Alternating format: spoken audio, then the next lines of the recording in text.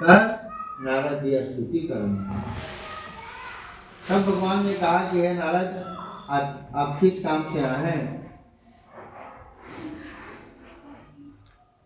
है हमसे जो पूछेंगे वही हम कहेंगे। तब नारद जी ने कहा कि हे प्रभु, अभी हम पृथ्वी लोक से भ्रमण करके आ रहा हूँ। वहाँ मैंने देखा कि हर एक प्राणी जो है दुख को ही भोग रहा है। उनका दुख कैसे दूर होगा, यही हम जानने के लिए आपके पास है। कोई ऐसा बात विधि पूजन बताइए जिससे मनुष्य का कल्याण हो।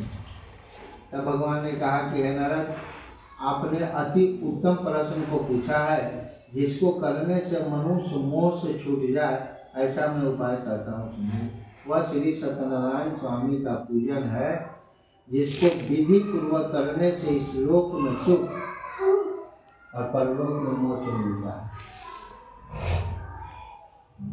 तब नारद जी ने कहा कि प्रभु, यह व्रत कब करना चाहिए और पहले किसने किया है बताइए।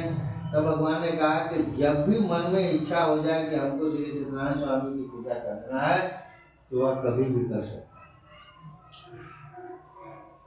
जिसने इस व्रत को पहले किया वह कथा सुनी।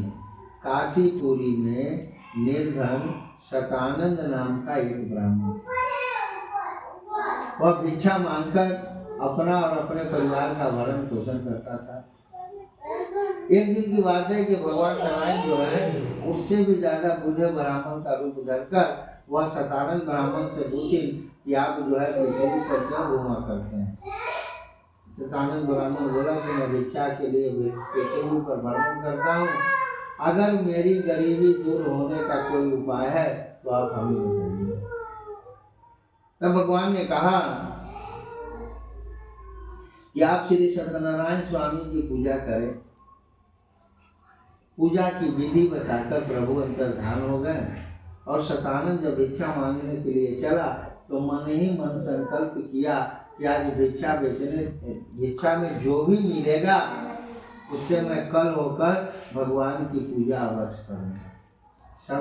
संकल्प कर जब भिक्षा मांगने गया तो उस दिन उसको भगवान की कृपा से दुगना तिगना भिक्षा प्राप्त हुआ।